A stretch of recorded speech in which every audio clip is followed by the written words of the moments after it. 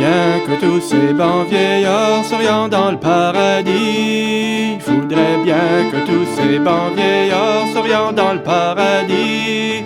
Et que toutes After the French were defeated at Gabarus Bay, the New Englanders went on to lay siege to the Fortress of Louisbourg. The two sides bombarded each other day and night.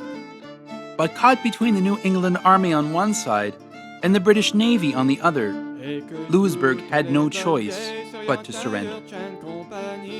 The Articles of Capitulation were signed on June 27, 1745, a little over a month and a half after the siege began. An army of New England amateurs had done the impossible: face off against a European power and win. The news reached the city of Boston in the province of Massachusetts Bay on July 3rd. The people of Boston took to the streets in celebration, and fireworks lit the night sky.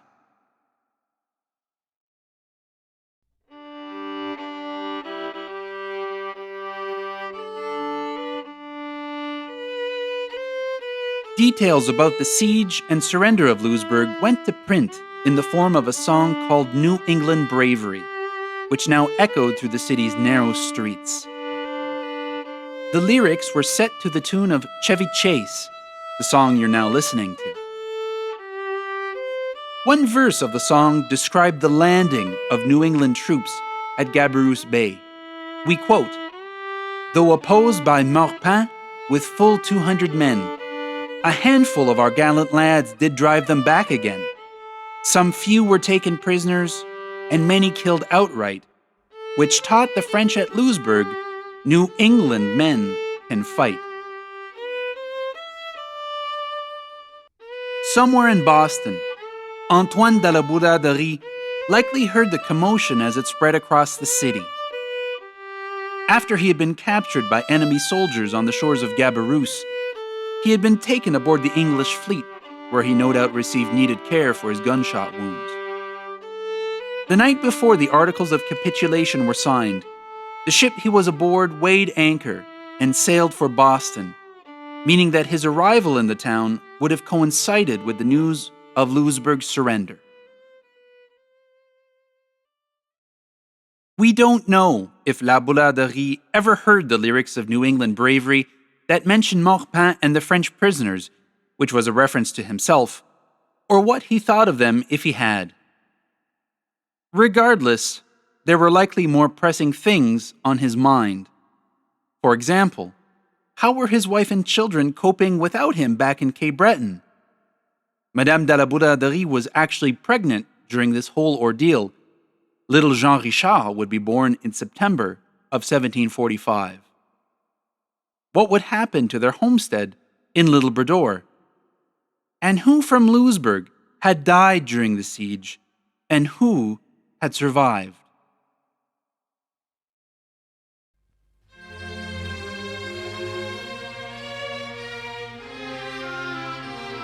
Finally, after 3 months in Boston, Antoine was sent back to France with other French prisoners. He was given a certificate of good conduct from the leading men of the city, which, among other documents, can be viewed in his online dossier on the Archives nationales d'Outre-mer website.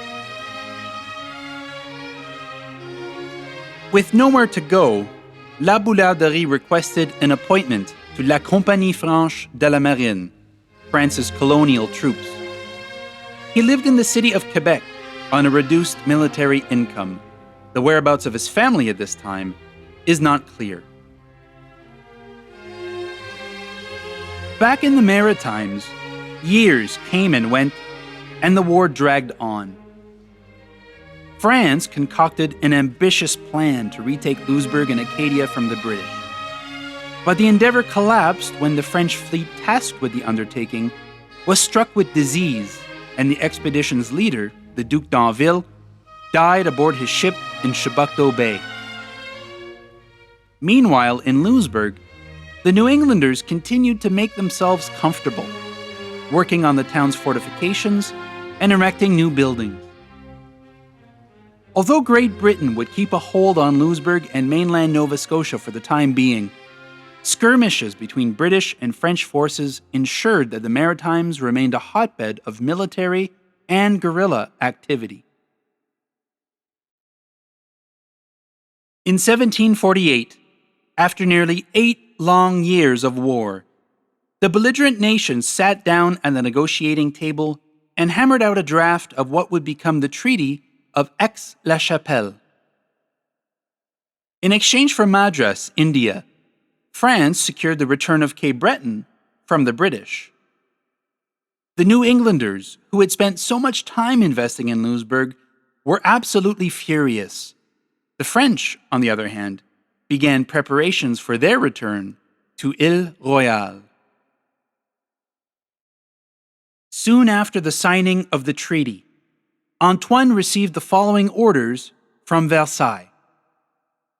Sieur de la Boularderie, half-pay captain of the troops in Canada, is ordered to proceed to Ile Royale to serve in the above-mentioned capacity. Made at Versailles on the 14th of April, 1749, signed Louis XV. The Boularderies were finally going home.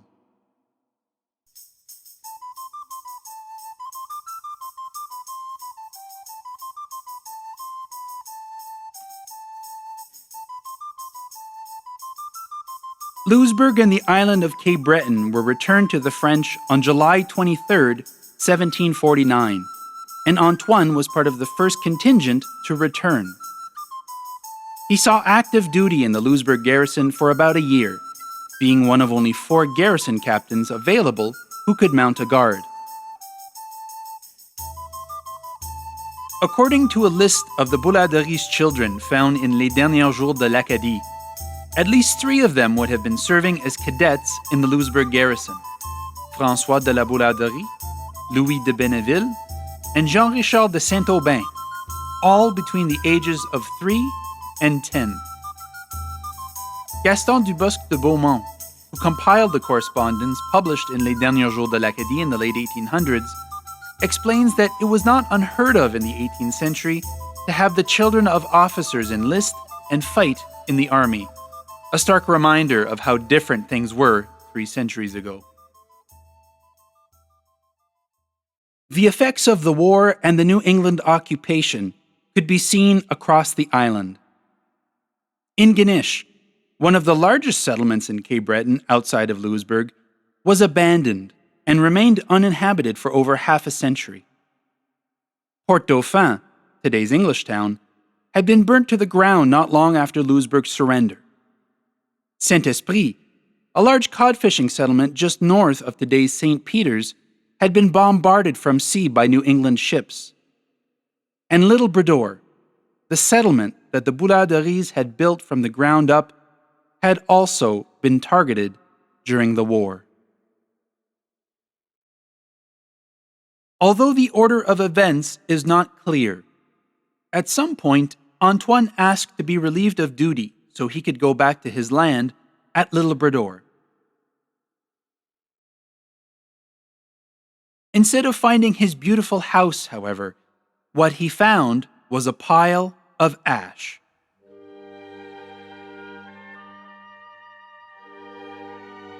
Writing about this, Antoine said that, and we quote, "A party of French freebooters and Indians, under orders from Monsieur de la Galissonière, the governor of New France, failed to execute them as intended. Instead of ravaging the English, they came on Pentecost Day and burnt all my houses, though peace had already been signed on April 30th. Unquote.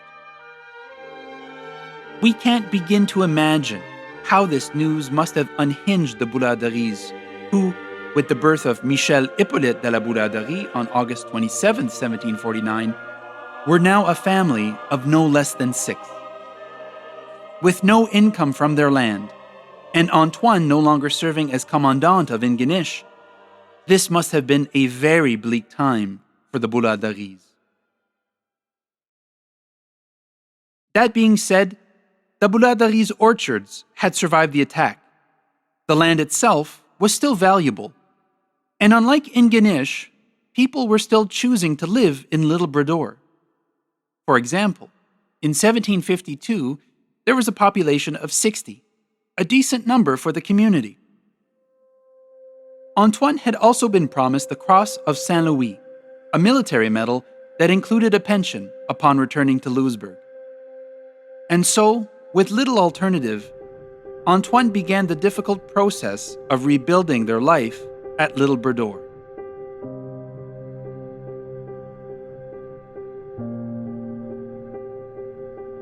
Although all was not lost, damage had been done.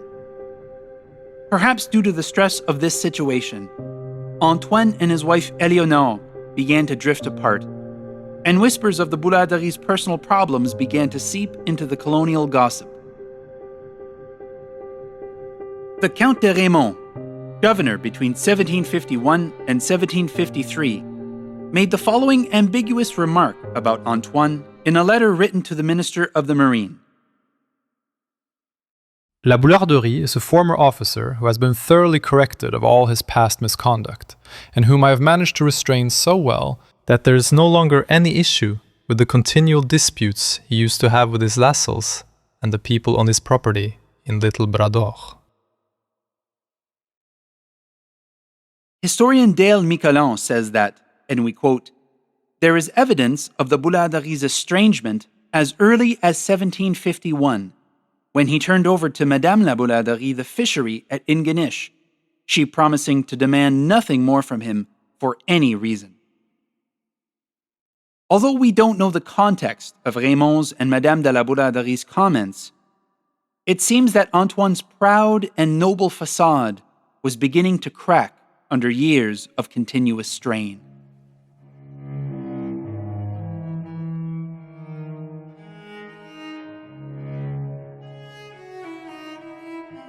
The facade of peace between Great Britain and France was also starting to crack. When Great Britain handed Louisbourg back to the French in 1749, they simultaneously founded a new naval base only 320 kilometers, or about 200 miles to the south, called Halifax. Prior to this, the nearest major British port was Boston. This was the first indication that the British were going to challenge the French for control of modern-day Atlantic Canada. At the Isthmus of Chignecto, the dividing line between French and British territorial claims during the 1750s, the British built Fort Lawrence to assert their presence. In response, the French built Fort Beauséjour, only a mile down the road. In 1751, British settlers in the Dartmouth area were attacked and killed by a party of Acadians at Mi'kmaq. It soon became clear that peace was only paying the Maritimes a brief visit.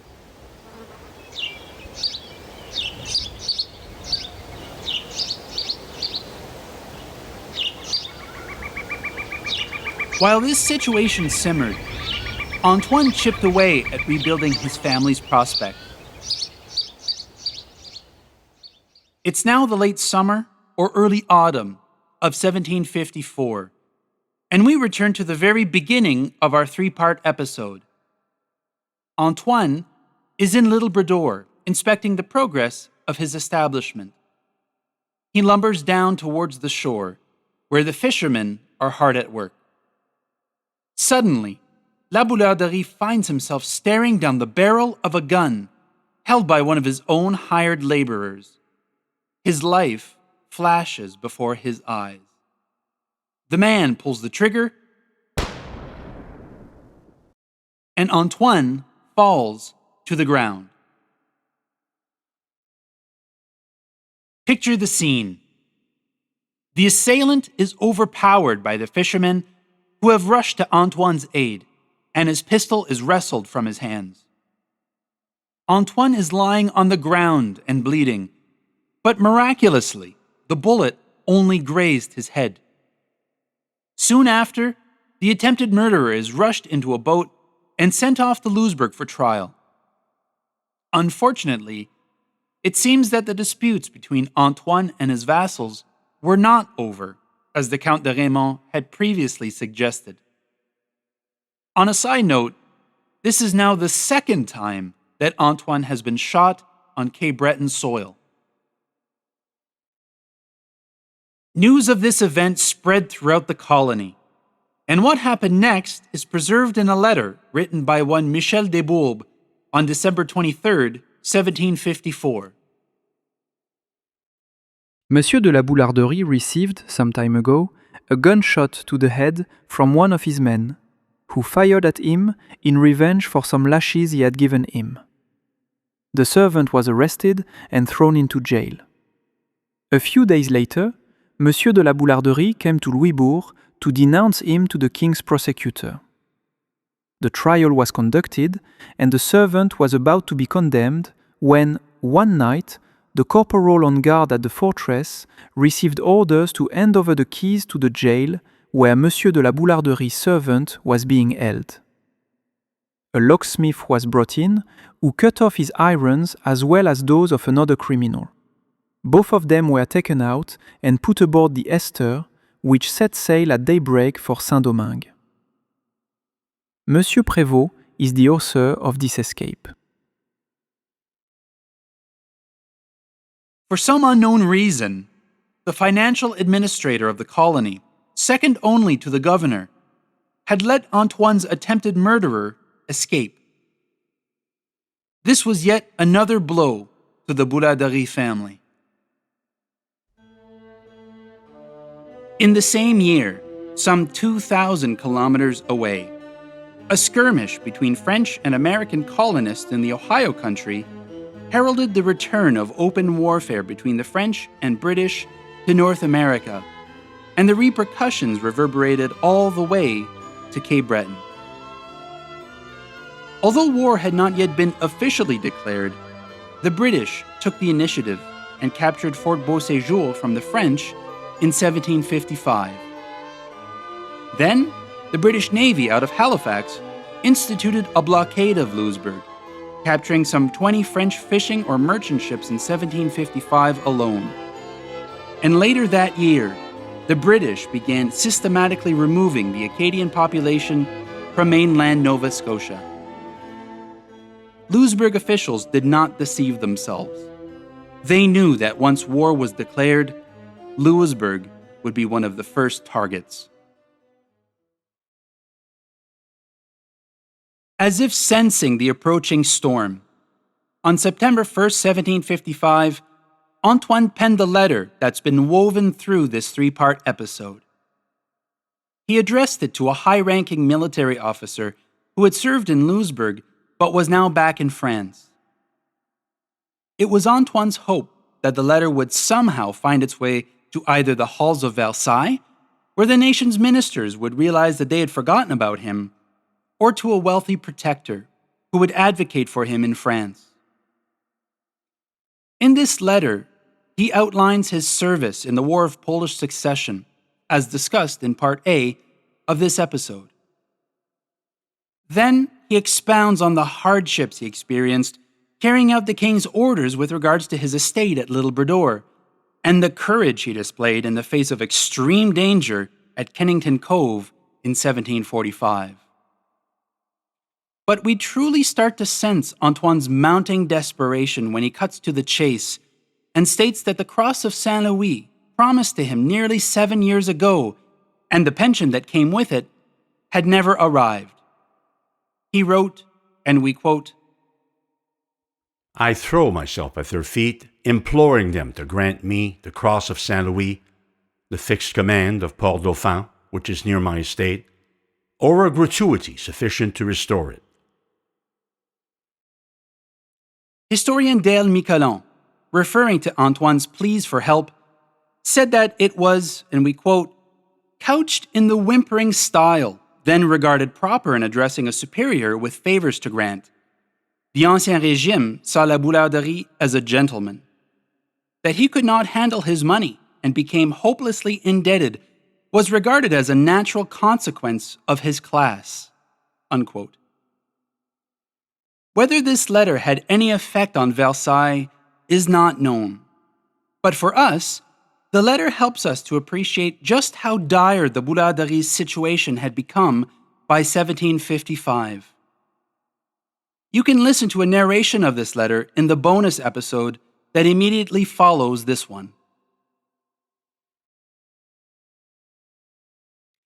In May of 1756, Great Britain and France finally declared war. In 1757, the British planned to attack Louisbourg, but due to logistical delays and uncooperative weather, the attack never materialized. In the spring of 1758, the British finally returned. Antoine received news from the governor that once again a British fleet carrying troops for an assault on Louisbourg was blockading the port and that his presence was required in the town.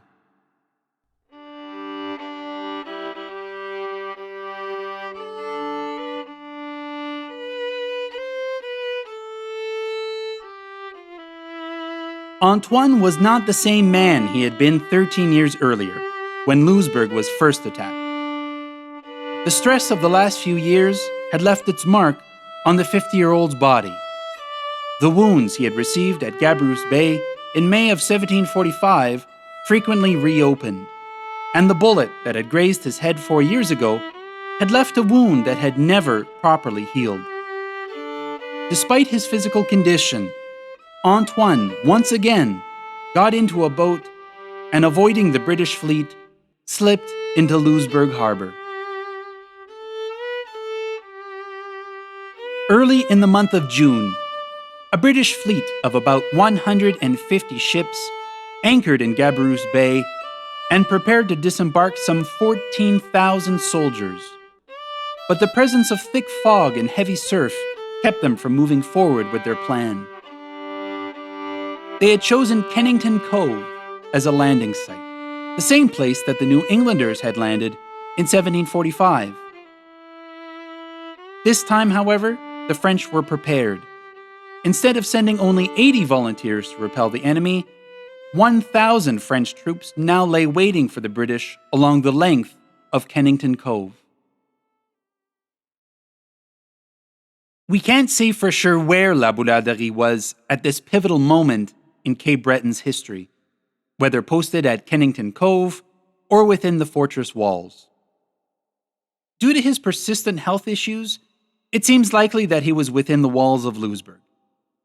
But wherever he was, he no doubt waited with bated breath for the inevitable clash of world powers that now converged on Louisbourg.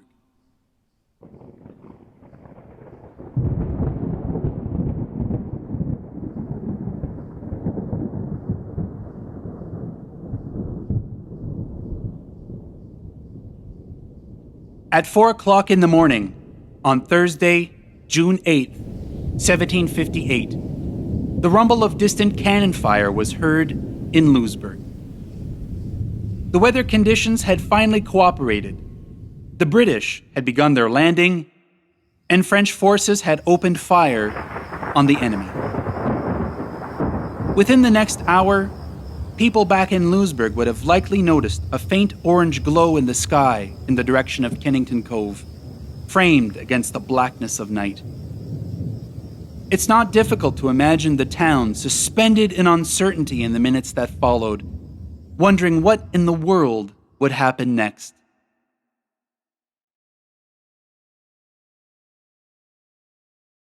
After 3 long hours, French soldiers came racing down the road from Kennington Cove toward the town, slowly at first, then by the hundreds, then over 1,000 in total.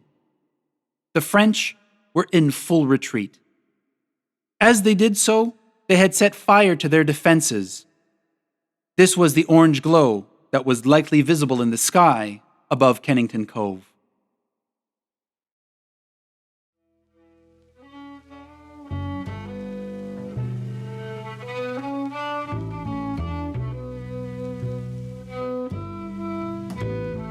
When Antoine saw the French soldiers in retreat, he must have known that it was only a matter of time before Louisbourg once again fell into British hands, and that his family's time on Cape Breton Island was now over.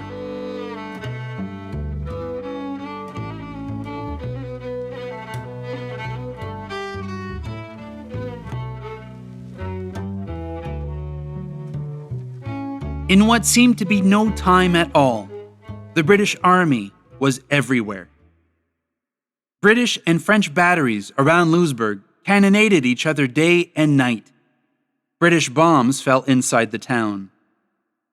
Women and children took shelter in the King's Bastion casemates. Perhaps Madame de La Boularderie was one of them. A British battery on the far side of the harbor pounded the Island Battery, a fort built on an island at the entrance of the harbor, into a mound of rubble. Enormous French Navy ships, anchored as close to the town as possible to avoid the falling bombs, burned to the waterline and then floated aimlessly to the bottom of the harbor. Then, one night, a heated shot fired by a British cannon ignited a fire in the King's Bastion citadel. In a display of great symbolism, the largest building in North America burned throughout the night. By morning, the French in Louisbourg knew that it was all over. Once again, Louisbourg surrendered, and the British formally took possession of the town on July 27, 1758. Hugh Boscawen, in his book The Capture of Louisbourg, 1758, describes what the British saw when they finally entered the town. We quote, "They were struck by the smell of burning and the stench of sewage and gangrene from the hospital. Most buildings had suffered from shot and shell. Barricades, trenches, and shelters obstructed movement, and debris was scattered everywhere. Rotten tobacco lay on the quay. The harbor was littered with wreckage, the high water mark being delineated by charred jetsam. The hulks of warships burned on the 21st of July lay near the Barachois. Small craft, many waterlogged or stove, were beached, while broken spars, rigging, anchor buoys, tobacco, and corpses moved in the swell. The town of Louisbourg, Lieutenant Henry Hamilton observed, was almost a heap of ruins." Unquote. At some point during this ordeal, someone scribbled down a list of Laboularderie's sons, who were quite likely all inside Louisbourg during the siege. This document has miraculously survived to our day, and a descendant of Antoine de La Boularderie has kindly provided us with a transcript of this document prepared by France's Department of Cultural Affairs. It lists Antoine's sons and their ages at the time of the Second Siege of Louisbourg. From oldest to youngest, they were Antoine, fils, 22, François, 20, Louis, 17, Jean-Richard, 14, Michel, 10, and Ferdinand, 9. As far as is understood from the documentation, none of them were killed during the siege. Soon after the surrender, the estate at Little Brador was burned down, and the family was shipped off to France with the rest of Louisbourg's population. In all likelihood, the Second Siege of Louisbourg was the last time that the family was together in one place. What was it like for the Boularderies to watch their world collapse around them during the final days of Louisbourg's second siege? To realize that the last 10 years of rebuilding in Little Brador was for nothing, and that their family's prospects were now ruined.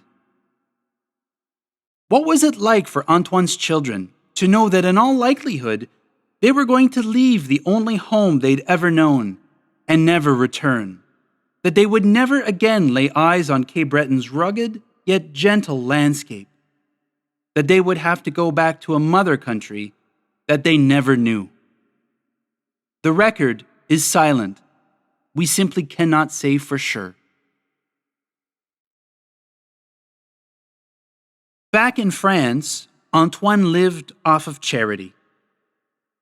Hoping desperately to gain an audience with one of the ministers, he would hang around the Palace of Versailles until one day he was granted a sum of money on the condition that he would leave and never return.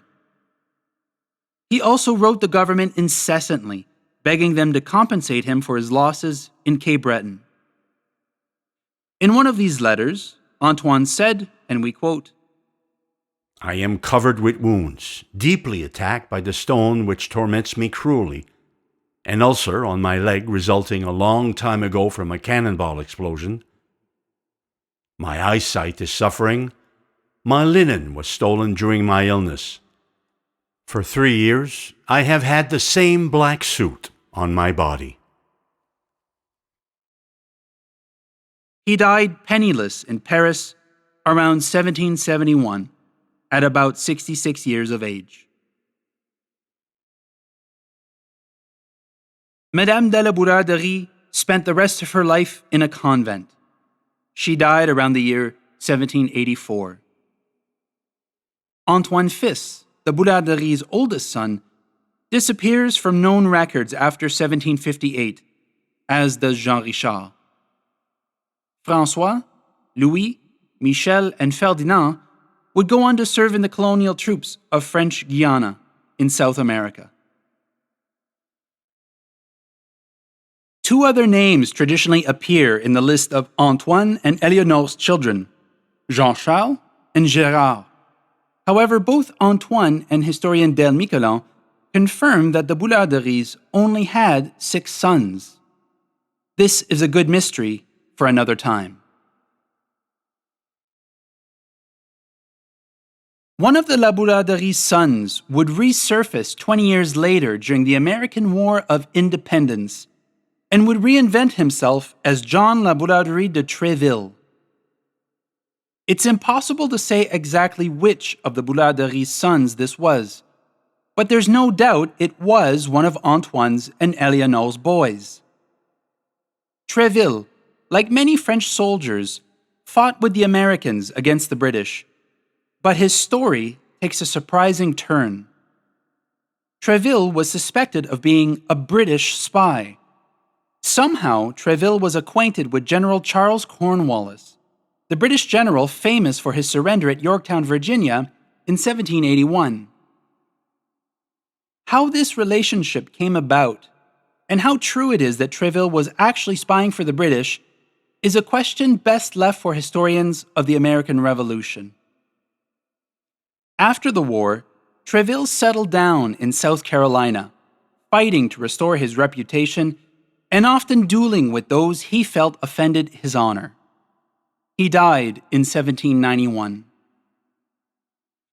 The story of how a Frenchman, born and raised in Little Bordeur in Cape Breton during the 18th century, went on to fight in the American War of Independence, be suspected of spying for General Cornwallis, and then go on to build a life for himself in the newly formed United States of America, is one of the most surprising things we have discovered here at the lost world of Cape Breton Island.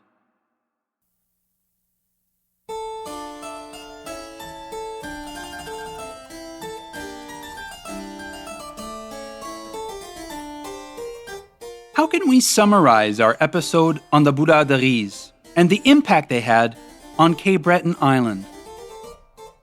They made all the right moves for a family endowed with nobility. But owing to their prominence, the Boularderies found themselves bearing the brunt of the imperial clashes that took place on Cape Breton Island, and the family and their prospects never recovered. The upheavals of the 1750s and the struggle for empire laid waste to peoples across the maritime region. French, Acadians, Mi'kmaq, and the Boularderie family were no exception. Unlike other historical figures we've studied at length, like the Chevalier de Johnson or Christophe Chiquelier, whose personalities and characteristics just seem to leap off the page, Antoine de La Boularderie's personality remains ambiguous. He was idealistic, but obviously flawed. His praises were sung by everyone who met him, followed immediately by some thought that nobody wanted to say out loud.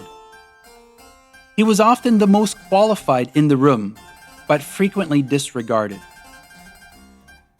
Without more 18th century documentation, It's challenging to harmonize the Antoine, who served in the military campaigns of Kell, Philipsburg, and Closen, to the Antoine of Little Brador and Kennington Cove.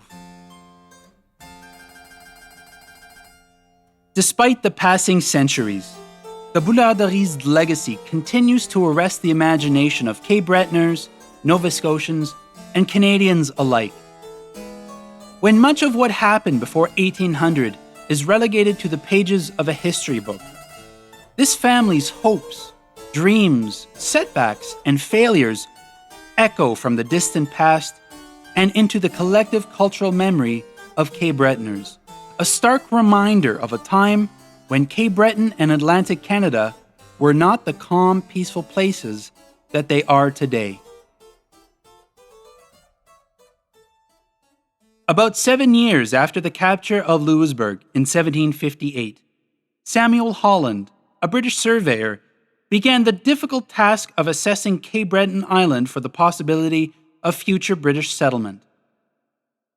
During this survey, he or a member of his team reached the old Boularderie homestead at Little Brador.